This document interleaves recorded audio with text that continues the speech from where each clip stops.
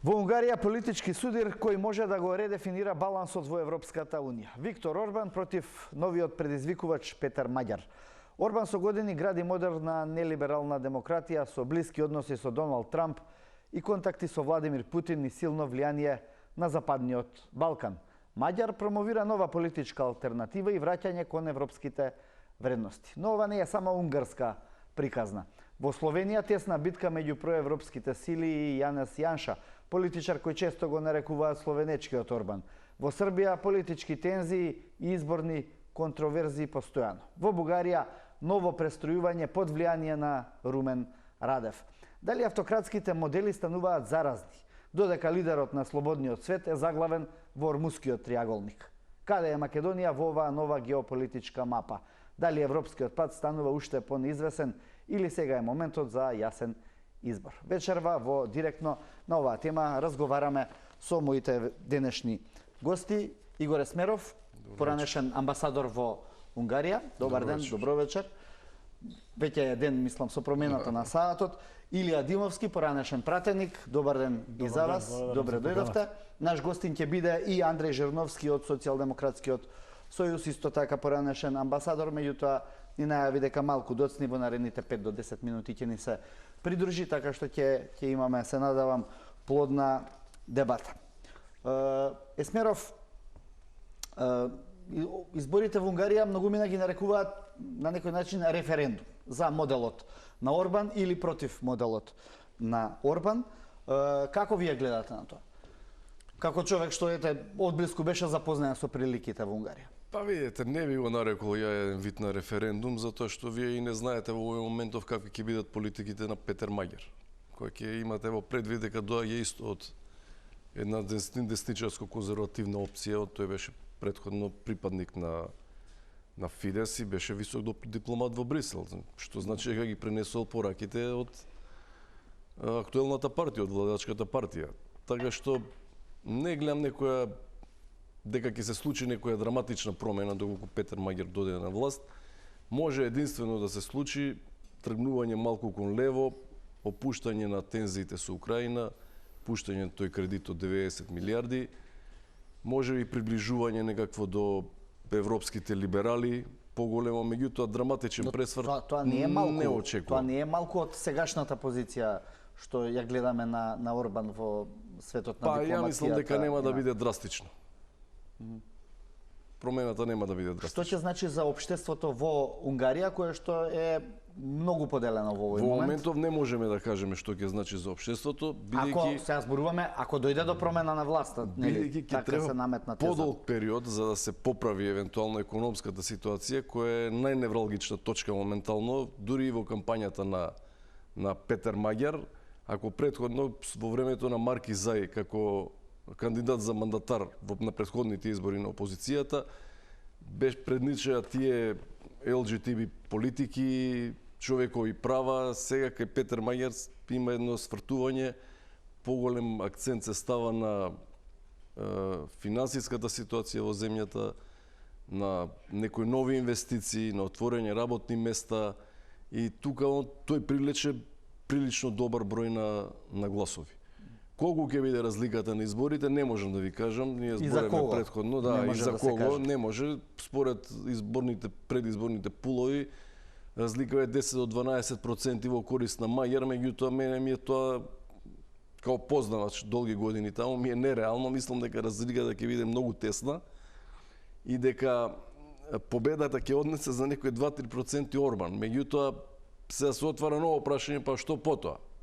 Според сите информации, најверојатно резултатите нема да се признаваат и ќе се оди на некои демонстрации, немири, одвлекување на нови избори, нешто што го гледаме во Бугарија веќе со години. Во принцип, како и да се заврши и да победат и едните и другите, ситуацијата нема да биде кристално јасна за да може да се направи една комотна влада која ќе може да владее во следните 4 години без проблеми. Дали сепак изборите сега вака, кога ве слушам, на некој начин означуваат крај или почеток на крајот на ерата на Орбан?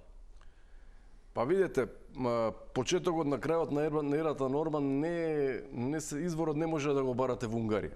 може да го барате во геостратешките политички односи, промените кои се случија во Европа визави американската нова конзервативна политика, единствено тука може да го барате.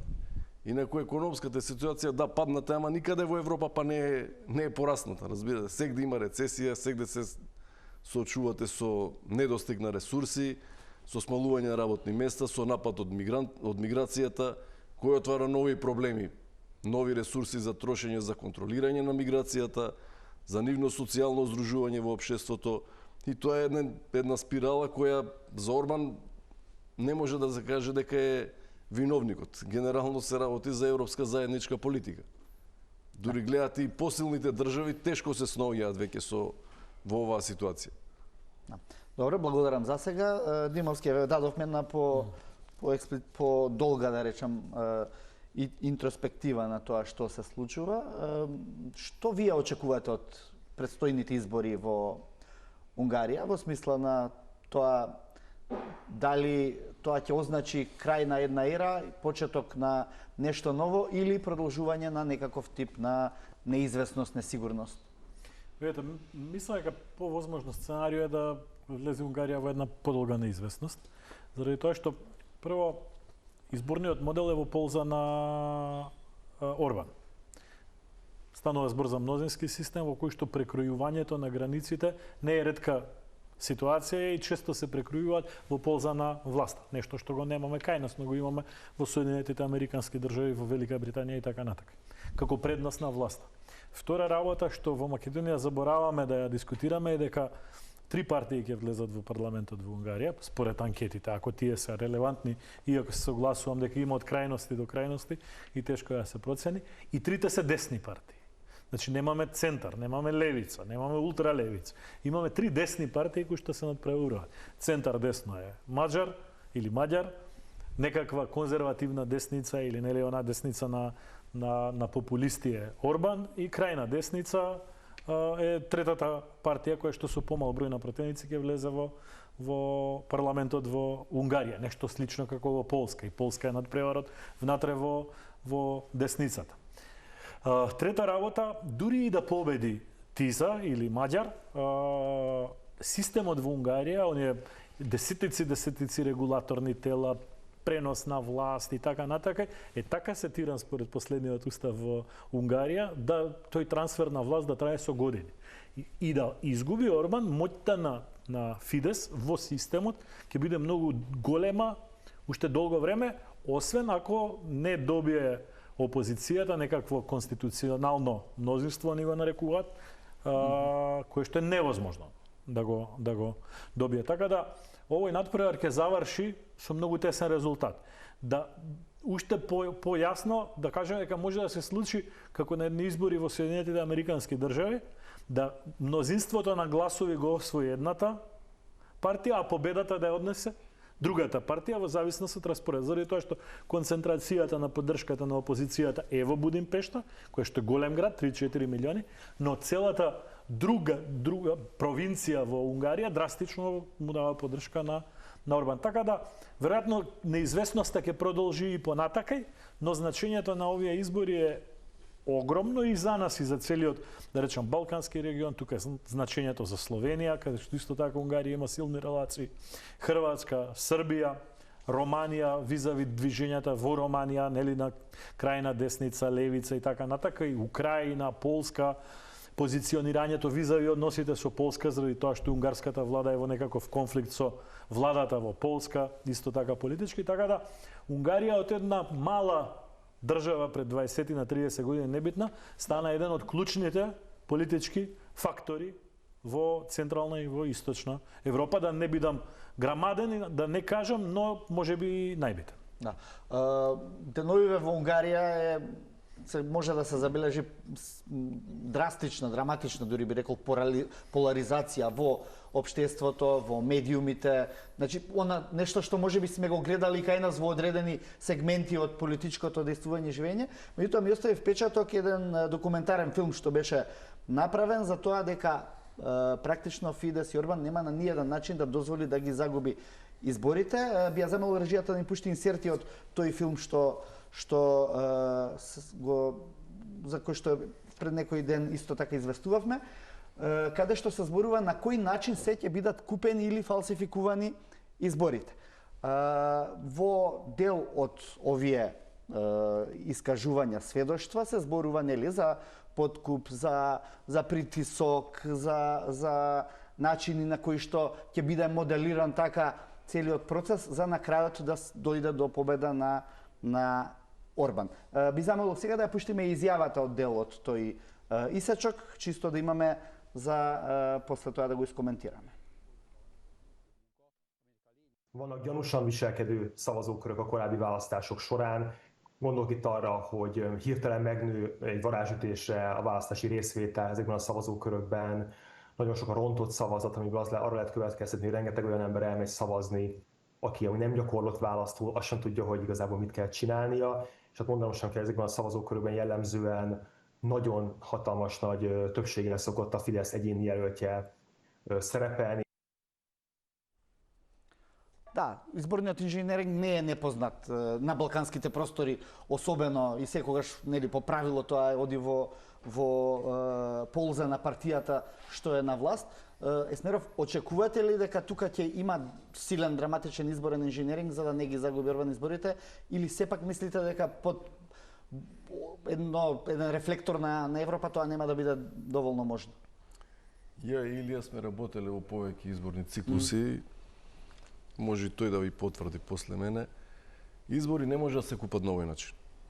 Значи можете да купите негде, не знам, на милион жители 10 до 20.000 гласа ако пробувате на овој начин. Не може да ги доводите изборите преку платени гласови. Едноставно е невозможно. Прво, немате сигурност дека тие што ги земат парите ќе гласат. Второ, не знаете има луѓе со интегритет дали воопшто ќе ги земат парите. Трето, понеисплатливо е да ви се изведат вакви афери во јавноста кои ќе го бутнат пулот надоле, отколку да пробувате да плаќате гласови. Значи, со плаќање пари не може да се добијат гласови. Може да се добие еден дел, некој 1%, може пола процент, 0,7%, меѓутоа изборите генерално не се добиваат со купени гласови. Ако било така, сегде би правеле исто така. Добро, но она што го видовме во Србија пред 2 дена, например, каде што беа локални избори во 10 места, каде што речиси во сите места имаше па повеќе од насилство, би рекол, со вадење пиштоли и така натаму, и успеа власта да победи со 10-0 и да вели ги добивме изборите. Сега да кажам, при таква атмосфера се случува се што. Ама не е со подплаќање, ме разбирате. Значи не може да биде сигурни да ги земе парите дека тој ќе гласа за било што. Да. Добро, Димовски, пред да му дадеме збори на Жерновски кој што дојде во студиото, велам добре дојде за него. Ние сакаме и тоа е добро да абсолютизираме демократијата бар во нашите очекувања, но во реалноста никогаш тоа всушност не е ни така. Ние за такви случувања гледаме во многу поразвиени системи. Во Америка е најжестока дебатата дали смееш да гласаш со лична карта или без лична карта во 10 држави каде што ти можеш да се појавиш на гласачко место и без да се идентификуваш да гласаш. Дали тоа е демократија? Да, најсовршена демократија во светот. Дали демократијата е совршен систем? Не е, но е најдобро познат систем досега во светот. И се согласувам со тоа дека видите, за да ако има бран против вас, ако е дојдено време да паднете од власт, ништо не може да ги смени работите. Впрочем и нашиот колега тука имаше едни изборни циклуси во кои што имаше 2, 3, 4 повторувања, непријатни, неубави, лоши за власта тогаш, на крај си победи господинот за градоначалник на Центар. Што е исто така доказ дека што и да направите не. Ако е јавноста против вас, така, мнозинството од гласачкото тело, жаф. Да, не можете да украдете толков контингент за да значи. Жерновски, зборуваме за изборите во Унгарија, бидејќи сега пристигнавте во студиото. Што можеме да очекуваме на престојните избори? Дали тоа може да биде крај на ерата на Орбан? Споменавме и некаков тип на импликации врз Балканот, врз балканските политики, па и врз Европа, па еве една куса ваша, да речеме, експликација. Да се извинам прво за досењето ми, тоа е наистина голема гужва надвор. Јас ги поздравам, се разбира, колегите, вас и гледачите. Ова се исклучително битни избори за нашата држава и се надам денес ќе добиам простор да објаснам зошто се толку битни, кои се импликациите и тоа што е тоа што СДСМ го зборува наназад од аспект на влијание на Орбан преку премиерот Мицкоски во нашето општество. Околу руското влијание, кинеското влијание, и тоа се обидов да донесам материјали кај што конкретно ќе објасниме каков е влезот во медиумите и така натаму што се денеска огласите. Ние живееме во еден период кај што Орбан е enfant terrible во Брисел, најнеомилениот од сите лидери на Европската унија, и денеска или вчера за вратен, нашиот премиер е таму фактички во едно предизборие. Така што исклучително важни избори за нас. Анкетите се јасни, ми кажа нешто дека доаѓав дека има други предвидувања. Според мене од оние независни медиуми што ги читам, односно агенции кои што вршат независни испитувања, разликата е сериозна, но тоа на крај се разбира последниот глас, последната одлука ќе донесат унгарците. Малку зборувавме за анкетите, при што се изразија сомнежи во тие анкети, особено заради тоа што можеби поголем дел од анкетите или дел од анкетите, како што рековте, Есмиров, се прават во градските средини, а поддршката на Орбан е претежно во руралните средини, кои што се исто така големи, нешто слично како во Србија, ако направиме некаква паралела на случајата, така што не можеме да знаеме во моментов. Се согласувам, Унгарија во моментов оценета како земја каде што има најголем број на анкети и тоа кои што се различни од една и друга страна. Меѓутоа цитатите се од агенцијата која што и пред 4 години точно го прогнозираше резултатот на Орбан, што значи не се очекува да биде неутрално од тој аспект, каде што дури разликата е 46 према 30 процентни поени се тоа. Но пак ќе кажам, ние може да ги кажуваме нашите извори така натаму, граѓаните на Унгарија ќе си го дадат. Што после тие избори според вас? На претходните избори предвиде тесна победа на Марки Зај. За истата агенција зборувам. Таа не предвиде дека ќе победи Орбан. А Орбан победи со ги погоди точно го погоди резултатот на Орбан. Се не знам дали зборуваме за истата агенција. А потом можевме да видиме некои други велат 7%, но не е битно, пак велам, не сме ние тие кои што ги имаме резултатите во нашите раце. Го споменавте вие влијанието што Орбан може да го има во дел од земјите од Западен Балкан, но прво, она што го споменавме, сакам да го искоментирате и вие, дека дел од аналитичарите предвидуваат дека после изборите во Унгарија ќе има една неизвестност околу тоа кој, како и дали ќе формира влада, со можеби протести, демонстрации и така натаму, доколку некоја од партиите, односно таа што ќе загуби со помалку гласови, нема да ги признае. Што очекувате? Да, двете сценарија се многу возможни, каде што фактички постои сценарио и во случај на победа на Орбан и во случај на победа на Маѓар. В случај на победа на Орбан се очекува опозицијата да реагира и обратно, доколку имаме победа на опозиционерот, тогаш се очекува Орбан да го покаже своето лице и така натаму. Ние зборуваме за човек кој што докажа што значи режимско владење, притисок во медиуми и така натаму. Меѓутоа стравот е дека всушност при тесен резултат, а многу е можено да биде тесен, тогаш дека нема да очекуваме брзо разврска и тоа е тоа што стравува и Брисел и околните земји. Димовски, македонската влада не ја крие блискоста со Орбан во релациите во Орбан, и политички, но и економски, пред се, што го видовме во неколку наврати и со кредитот и со влегување на една голема унгарска компанија во телекомуникацијскиот бизнис. Веројатно ќе има и други проекти кои што таму се случуваат. Што овој развој на настаните може да значи во односот Македонија и Унгарија, и дали тука на некој начин намалувањето на влијанието на Орбан за целиот Балкан би значило во делот на она оска која што оди преку Белград на кај Скопје? Видете, у принцип на оваа тема иако кај нас се политизира, се партизира на ниво на пресконференции во партиите, на дневно препукување на партиите, ако треба да бидеме сериозни и да ги гледаме интересите на државата, треба да ја смениме призмата на наблюдување. Не треба да дискутираме дали нас не треба партнери во земјите од Вишеградската група. Тие се клучните држави кои што во последните 35 години најотворено, најдиректно, најјасно ни давале поддршка. Не станува збор само за Унгарија, станува збор и за Чешка, за Словачка и за Полска. За жал, јас би бил среќен кога и со другите три би имале иста соработка, посебно со Полска, која што станува чудовиште економско, политичко, ќе биде една од првите 3-4 водечки држави во Европа, а и таму е политичката атмосфера еднаква, како оваа во Унгарија. И таму нема левица, надпреварот е внатре во десницата. председателот од едната десничарска партија, премиерот од другата десничарска партија, како што и ќе биде во Унгарија дури и да изгуби Орбан. Тоа не треба да создава проблем во националните интереси на Македонија. Значи, економската соработка, политичката соработка која што се воспоставува со Унгарија во овие неколку години, треба да биде надградувана и понатаму, без разлика дали таму ќе се промени власта или без разлика дали тука ќе се промени власта. Доколку има сомнежи за одредени манипулации за кои што очекуваме и најави господин Джорновски ќе збори, во ред. Тука правам резерва и сето тоа треба да се разгледува, но не смееме дискусијата на оваа тема да ја сведеме на партиски препукувања. Дали денеска е добро Македонија да има партнер во Унгарија и Полска? Да.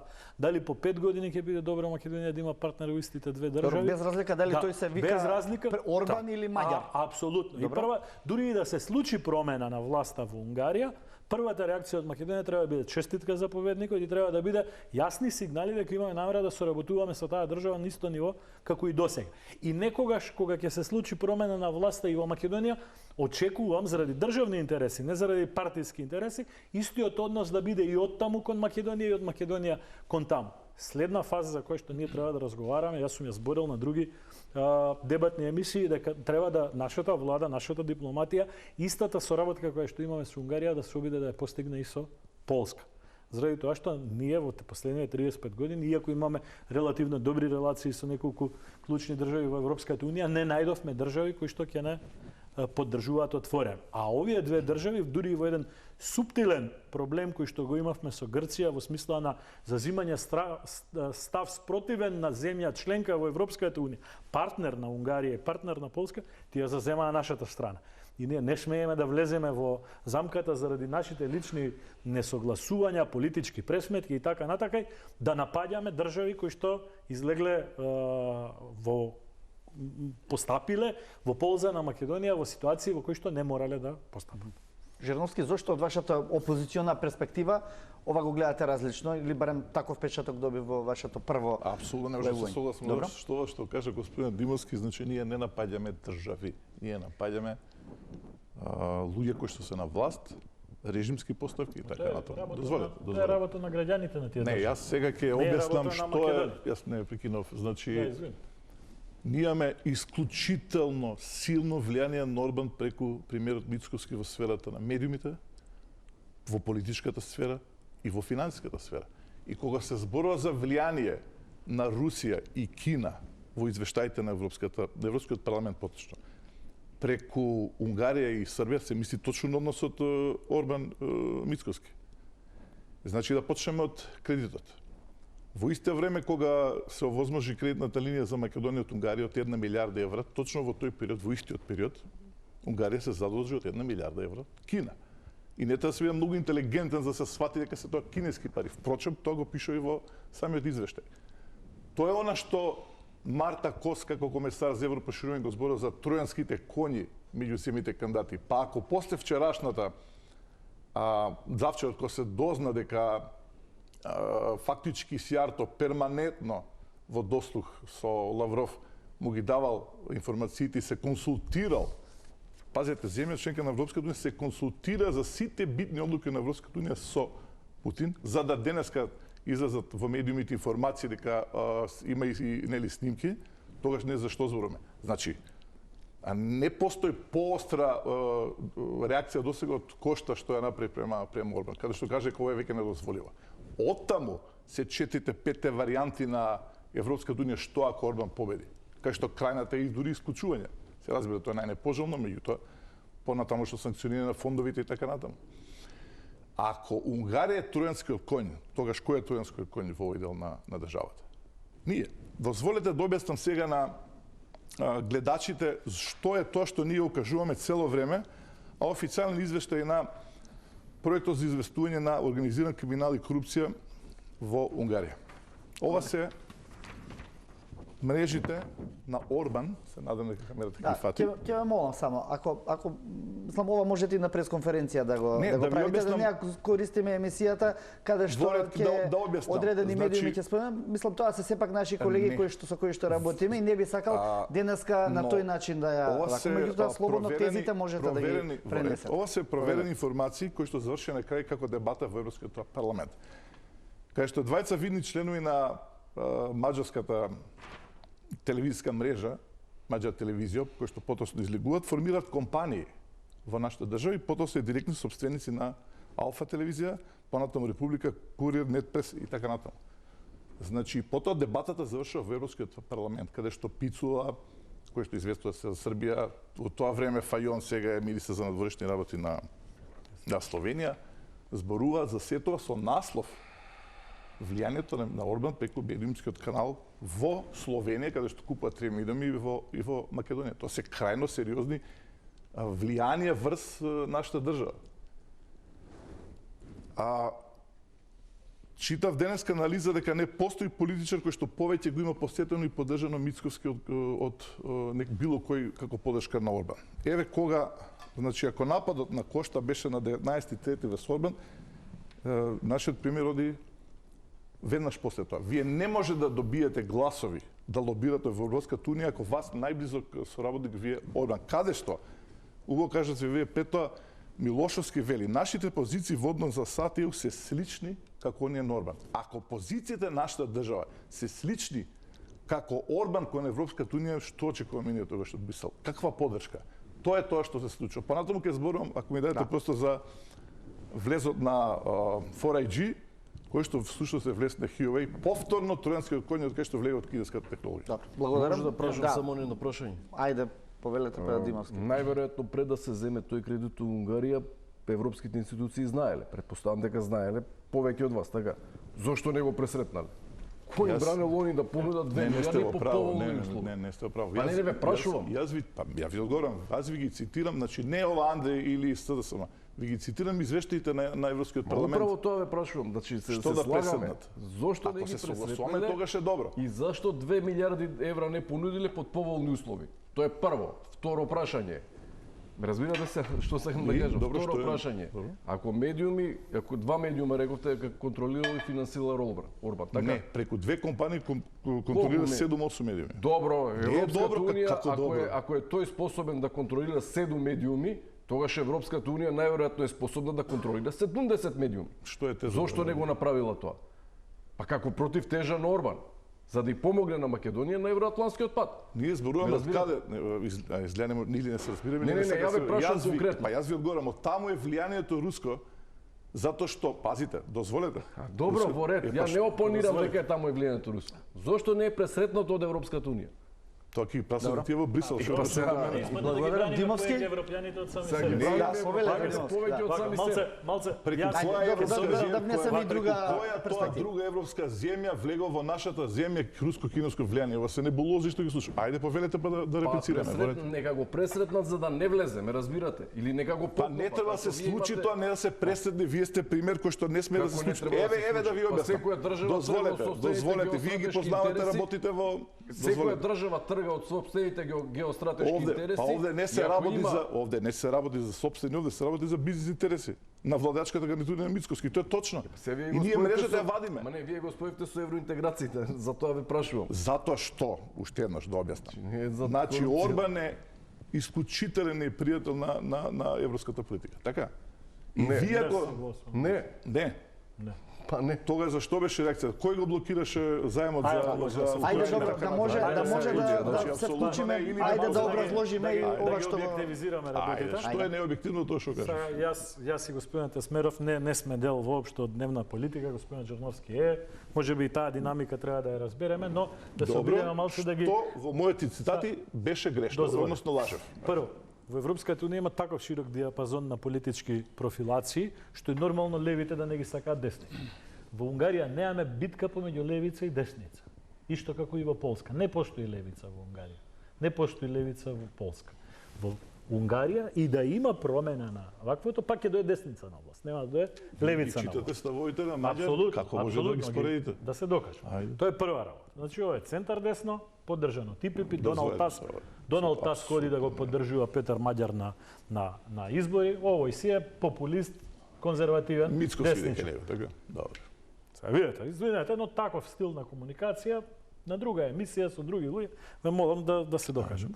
Втора работа, околу долговите и држави. Ајде вака да ги поставиме работите. Кој е најголем собственик на америчкиот долг? Најголем собственик на америчкиот долг е Кина. Дали тоа значи дека америчката држава спроведува кинеска политика? Не. Исто податоци, отворете Yahoo Finance, проверете кој е најголем собственик на долгот на Америка. Трета работа. Орбан, според моја перцепција, не е против Европа. Орбан има други погледи како треба да се развива Европа. И не е сам на таа линија. Како него има политички сили во Германија, во Франција, во Шпанија, во Романија, во Словачка.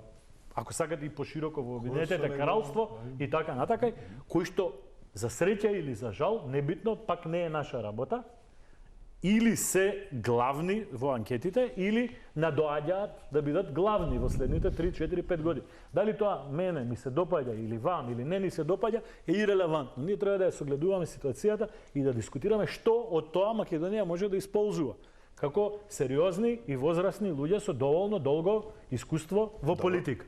Ако треба јас да водам туги битки во Унгарија, во Полска, во Англија, во Франција, тогаш сме ја промашиле темата, не ја збориме таа тема.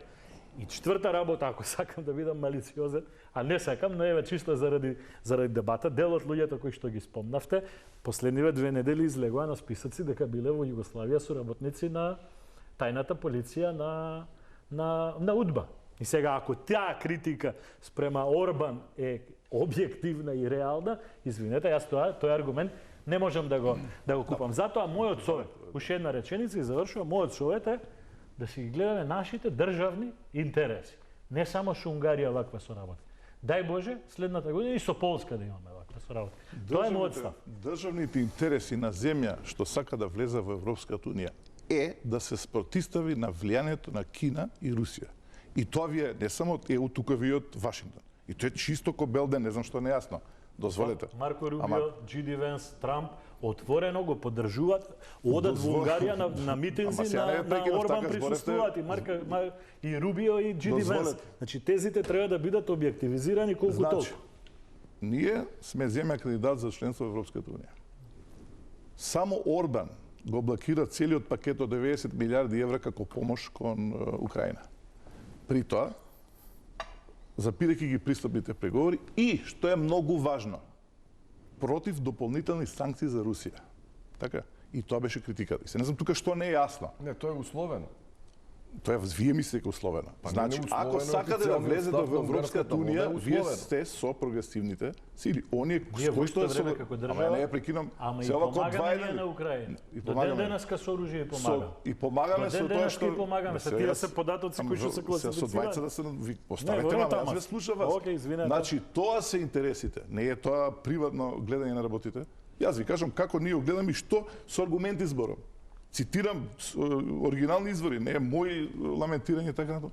Тоа е проблемот што се случува. На крајот на криштата беше пред 2 недели повторно Муцунски тамо кај Сијарто. Значи, надворот разуме вие да бидете нон-стоп гости на некој кој што е таков како што го третира во Брисел. Тоа е незамисливо. И потоа кога доаѓа извештајот за авионот каде оди, Владиниот, првата дестинација беше Букурешт. Будимпешта. И тој автоматски оди кон сето. Сега не сакам ја да бидам малициозен па да отворам темата за Груевски и така натаму. Меѓутоа ова е тоа што се случува. И исто се случува со 4G, меѓутоа ќе земам после збор. Ништо не разбрав ја да ти кажам искрено. Не можам да не можам да разберам. Па вие не може да ме разберете, не дискутирам за вас овде. Ако одите на европски пат, не можете да бидете со оние Како вие сметате Ама нашиот европски пат не зависи од ова. Нашиот европски тие пат се зависи во од Европа, од меѓутоа. европската Измешано рамка која ни е нацено до- доставена, ме разбираш? Нашиот европски пат зависи од европската рамка која ни е доставена и треба да ја усвоиме. Од тоа зависи, не зависи дали Муцунски отишол кај Сијарто или не отишол, или дали Маđарски Како пуштила... зборувате така? Ме принцип- чудите. Дали разбирате дека тие кои што се дружите, значи вие поддржувате таа политика, вие автоматски се ставате на таа листа, што не јасно да не ме разбирате. Имате европска, француска рамка. Добро. Ако не усвоите, се дружели или не се дружели историја. Ајде за Европа. Еве не се дружете. Еве, ајде земе таа линија. Значи резолуцијата во Обединените нации, која што беше на Европската унија, преку Ама се Франција. разбравме за ова прво, така? Значи не зависи едното од другото. Добро, не ми е поентата со Тоа вас. е. Јас сакам на гледачи Еве, да објаснам кажете, што се денеска се понатаму. случува. Втора Вие работа. со вашите погледи Добро. имате ви право на своји размислувања. Да. Добро, можеме мала пауза да направиме, да повикаме реклами и се враќаме во студиото.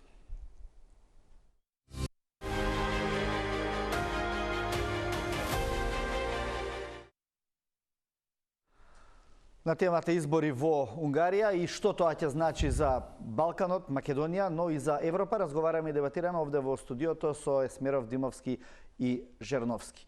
Жерновски, рековме, тука ќе се наблюдуваат изборите веројатно со голем интерес, но предпоставувам дека во Брисел тој интерес ќе биде многу по-засилен, посилен и ќе има еднакво, ако не и поголемо влијание за иднината на Европската Унија, практично, бидејќи сите овие години покажаа дека таа е на многу климави нозе, особено кога имаме такво разногласие какво што се покажуваше.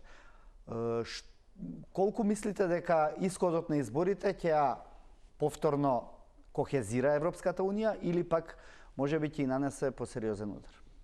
Па ќе кохезира од аспект на тоа се најдат модели како да се одбегнат политичари како Орбан, кој што е единствен, веројатно заедно и со Фицо како челник на Словачка, кои што опонираат на ова политика која што ја договара Европската Унија, така ќе ги оствари своите интереси. Така што се разбира со големо внимание ја следат целата ситуација, таму се тие 4-5 сценарија што понатаму доколку победи Орбан. Јас се согласувам дека Маđар околу Украина, кажеме, го има истиот став. Меѓутоа, разликата е во тоа што Маđар го постави јавно прашањето што добивме ние, колку изгубивме со националистичката реторика и политика која што Орбан ја води виза и Брисел, поради што се изгубија голем дел на фондови, зашто верам ќе се согласите, ова не е став на опозицијата овде. И сега, од тој аспект има кохезија и така натаму, затоа што мора се најдат решение. Утре ќе се појави некој друг Орбан. Не во Унгарија, некој друго место. Но, пак, сега, тоа отвара простор, шанса на земјите кои што сака да влезат во Европската Унија. А кој што мака мачат од ставови на една земја членка, тоа да се избегне и тука гледаме еден добар простор ако може сето тоа се направи, бидејќи тоа се резонира. Словенија беше под една таква опасност, или условно речена опасност да речам, и се уште е, бидејќи се уште се нејасно е до крај, не е известно кој ќе формира и како ќе формира влада, или ќе се влезе во бескрајен круг на бугарското сценарио. Прашањето беше претежно за Европа, меѓутоа еве ако погледнеме и врз призма на овие земји што ни се нас блиски, Словенија, Бугарија, каде што допрва се очекуваат избори под некаква палка на Радев, кој што важеше за дека е близок по одредени ставови до оние националистички реторики, но и проруски политики. Современо, како во тој контекст повторно би се snašli? Знаете, сега, ние имаме еден глобален процес кој што, за жал, во Македонија недоволно го перцепираме и недоволно го дебатираме. Ако ја гледаме Европа само како самодоволен терен на политички односи, веројатно тезите на господинот Жерновски може да фанат аргументација, логика и така натака. Но ако ги гледаме движењата кои што се случуваат на светско ниво, ќе сватиме дека Европа станува помалку одсутна од просторот, од времето, од надпреварот во секоја смисла, заради тоа што трите клучни играчи на светската топка, Кина, Русија и Америка, очигледно гледаме дека комуницираат меѓу себе, дискутираат, дебатираат и ги решаваат работите. Односот на Европа визави тие случувања е таков каков што е и можеби во тој контекст го разбирам господинот Жерновски. Но технолошки, економски, научно, инвестиционо, финансиски, секако Европа не е ни половина од било кој од овие три играчи. Во тој контекст, тоа глобално поместување на односите и неважење на досега воспоставените договори е Светска здравствена организација, Обединети нации, ред конвенции, веќе еколошки и така натака. Ништо тоа не важи повеќе. Значи, влегуваме во еден период на следни 20 на години во кој што ќе се менува драстично светскиот поредок. Во тој контекст, триењата внатре во Европа ќе бидат плод на овие движења. И не е прашање дали некој е поддржан од Русија, некој друг од Кина или некој трет од Америка. Да, сите три ќе имаат интерес Европската унија да не биде функционална, така како што некој центристички, левичарски, па и некој, да речем, центар десничарски движења во Европа сака. Дали Орбан ќе биде последниот Орбан во Европа, доколку изгуби, нема да биде. Нема да биде. Така да, тоа е светските битка со коалиции веќе се прават не на идеолошко ниво, туку на ниво на начин на владење. Не, младе, не се согласувам. Значи, светските односи се базираат на конкретни интереси. Трговски, пазарни, воени и така натак. Периодот во кој што Обединетите нации, фантазијата дека светскиот поредок зависи од меѓународното право, тоа све заврши. Сите тие што докторирале на такви науки, докторатите во моментов не им се употребливи. Ние треба да видиме практичноста во целокупниот однос. Затоа велам јас, прашањето кој ќе победи во Унгарија, да, релевантно е, разбира, но е прашање на унгарскиот народ. Ние како држава треба да пробаме и со Орбан после избори, и со Маѓар после избори, кој да победи, да ги подобриме односите, да ги зголемиме. Дали ни требаат нови инвестиции во Македонија? Да. Зошто да има десетици крупни австријски инвестиции или турски инвестиции, да нема маđarски инвестиции, да нема полски инвестиции, по 10 пат ќе ја спомнам Полска, да нема хрватски инвестиции, заради тоа што нашиот пазар е прегушен, загушен со австријски и со турски компании кои што можат да влијаат на конкурентноста на пазарот. И од тој контекст ние треба да се растеретиме. Нема подредување. Партнерите на Америка не се со Америка секогаш. Партнерите на Германија не се со Германија секогаш. И партнерите на Македонија или на Унгарија меѓу себе не се согласуваат за сите прашања. Така, Орбан има проблеми во односите со Украина, не и помага, ја блокира. Ние и помагаме на Украина. Дали е исправно, дали не е исправно, заради дискусија го ставам на маса дека нашето стратешко пријателство со одредени држави, нации, треба да биде продлабочувано и подобрувано, а не да влегуваме во дебати кои што ќе поларизираат. Кој да победи во Унгарија? Унгарија и следниот ден треба да биде еден од најдобрите пријатели на Република Македонија. Точка.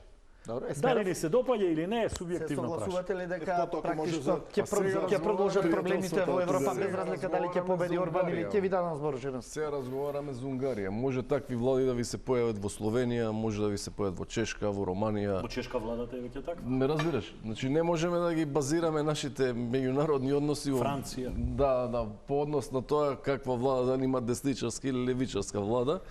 По однос на Европската унија постојано се збори за таа заедничка надворешна политика на Европската унија и има еден, нели, министр за надворешни работи, меѓутоа сите 27 членки имаат своји министри. Секоја држава има свој амбасадор. Сега за кое единство се работи и која е всушност меѓународната политика официјална на Брисел?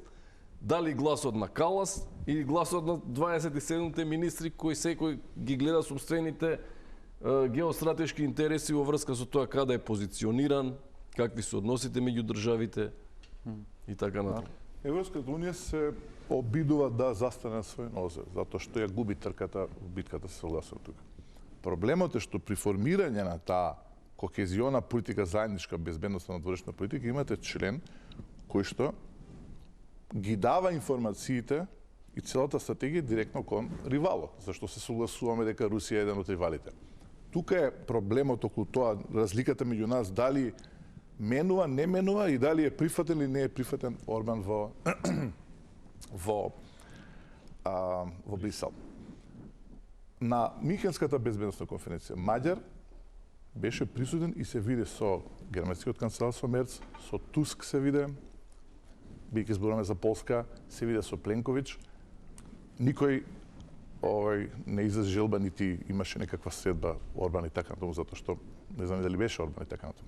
Единствено што Маѓар не се виде, не беше со било кој од европските институции поради нападите кои што Орбан му ги прави со слики од вештачка интелигенција, како нели Коленички ги моли институциите, Урсула фон дер Лајен и така натаму.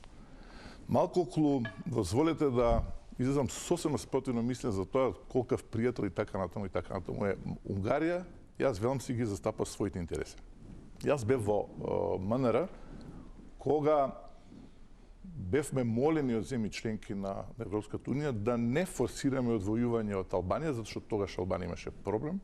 Ние веќе не беа поставени патеките и така натаму. И во ред се случи тоа. Одвојувањето се случи, знаете ли кој беше председавач кога се случи одвојувањето помеѓу Македонија и Албанија? Кој беше председавач со Европската унија? Унгарија.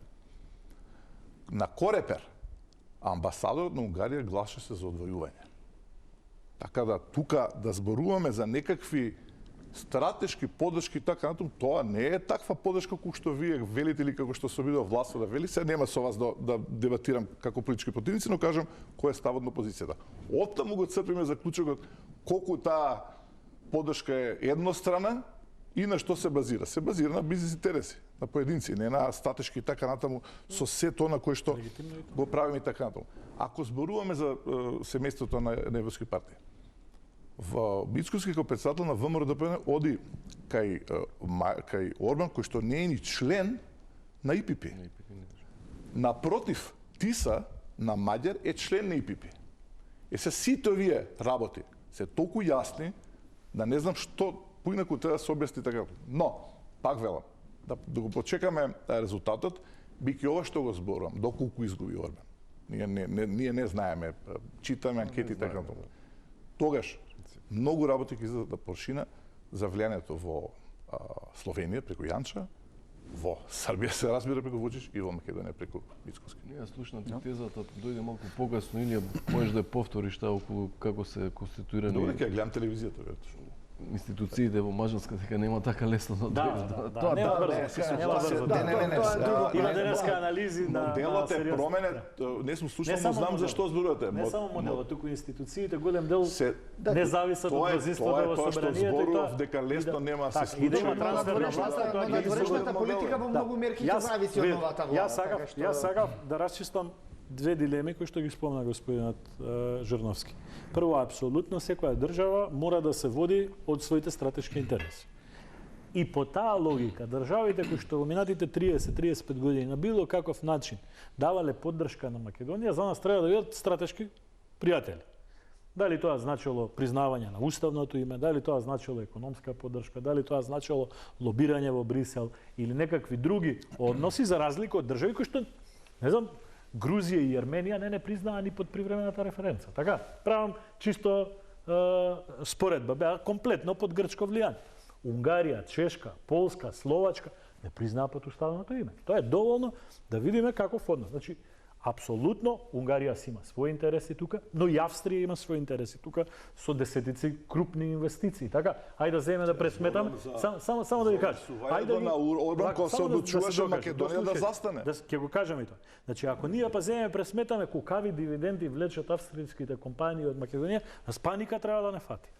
Ако така ги ставаме, ако ги дискутираме односи. Не. Зборуваме за потекло на капиталот, немојте така. Затоа 4G не влегува никаде во Европската унија, влегува тука, поради Huawei. Не знам кај. Во ред ќе објаснам.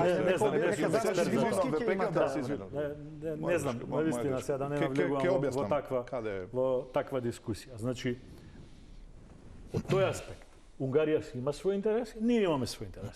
Таму кај што ќе се подудариме, ќе соработуваме. Таму кај што нема монопол во меѓународни односи. На таков начин, да, денеска, вчера господинот Мицковски е во Унгарија, ама пред една недела беше на самит на Европската унија. Така, на самит на Европската народна партија, се извинувам, сгрешив. Тоа не значи дека односите со Орбан значат прекинување на односите со ИПП или односите со ИПП значат прекинување на односите со извинете, ама Орбан седи на маса еднаш на 3 месеци со сите други 26 премиери, дискутира неговата дипломатија со дипломатијата на другите држави во насока на носење на решенија. 98%, 99% од луѓето на Европската унија се едногласни, каде што учествува и Унгарија. Јас главната поента, Андреј, ми е тугите битки нека си ги водат туги војски.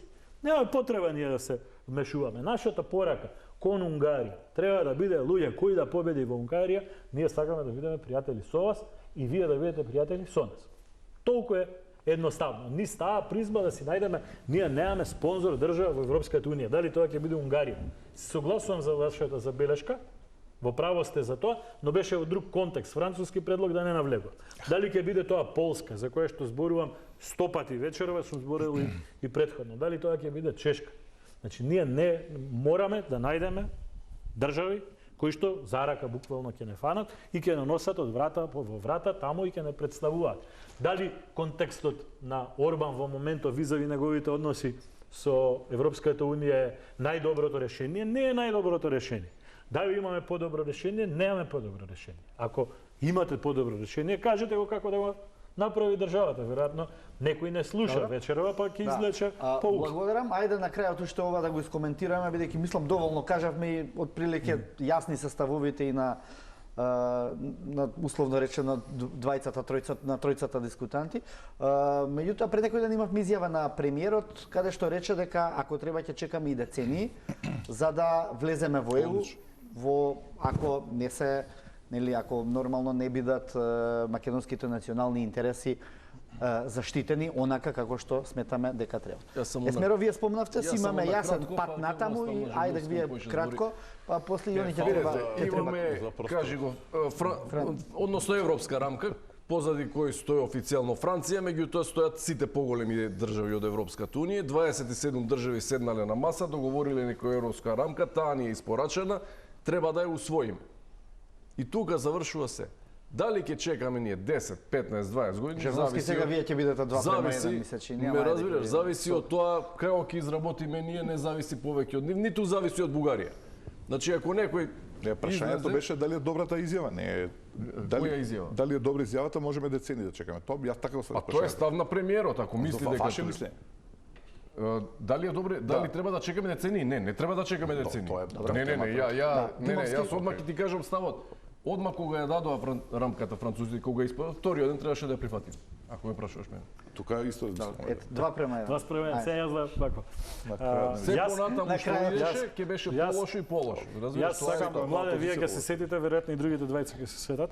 2017-18 година кога се потпишуваше овој договор со Бугарија за пријателство, имав една пресконференција, тогаш бев координатор на пратеничката група на ВМРО-ДПМ на Еврособрание, со сите пратеници околу мене и кажав една реченица која што од време на време сакам да ја потсетам дека тој договор ќе ги наруши односите меѓу Македонија и Бугарија и дека ќе ги запре евроатлантските, европските интеграции на Република Македонија. Тоа е зборам 2017 година, денеска сме 2026 година, 9 години после тоа ние реално сме блокирани благодарение на таа политика тогаш. Значи ако зборуваме за деценија, еве ни една деценија зад нас. Веќе чекаме една деценија заради погрешни политики. Небитно, СДС, ВМРО, сите на куп. Еве, да објективизираме, да се обидеме од тој аспект. Веќе чекаме деценија. За НАТО чекавме исто така 2 децении. Прашањето во овој контекст е дали имаме известна патека кон Европската унија или немаме известна патека. Во овој пакет кој што ни е понуден, патеката не е известна. Утре и да ги прифатиме уставните измени, не е известно патеката. Дали ставот на владата дека треба да имаме известна патека, дали е добар? И јас сум го застапувал тој став, многу пред оваа влада стане влада, и кога сум бил во собрание во тој период. Дали тоа е возможно сценарио во конкретниот момент, не заради тоа што и голем дел од европските држави ги злоупотребуваат ваквите локални судири, условно кажано, за да го одложат проширување. За да има проширување, треба политичка одлука во Брисел визави украинската криза. Ниту еден спор помеѓу овие држави на Балканов нема да биде релевантен и нема да биде кочница во момент кога Брисел ќе донесе одлука дека Балканот треба да стане член на Европската. Женовски, ајде уште 30 секунди да финишираме вака на крајот сме некако. Катастрофална, жалостно се слуша таква изјава од премиер, човек кој што треба да не турка нас кон Европската унија, кажува дека ќе чекаме децени, барем со тоа искрено кажа која му е позицијата, тоа што опозицијата како негова платформа го зборуваат со ова време. Мито кога веќе кај Орбан може да го праша колку пари Унгарија доби. Темата ми е колку ние губиме средства, пари и така натаму за нови болници, за училишта, за било какви реформи. Унгарија доби над 70 милиарди евра досега. И тоа можеше повеќе да не беа блокирани средствата поради политиката на Орбан. Значи, ако веќе се согледувате на искуството, прашете што е таму. Ние поради таа политика се изолираме, другите комши напредуваат, ќе завршиме за жал изолирани. Ви благодарам на сите тројца што бевте денеска во студиото на Директно. Следната недела се, значи не ова изборите, така што ќе можеме да видиме кој најдобро типувал, би реклева. Да. Почитувани гледачи, останете со нас, следуваат вестите. Пријатно.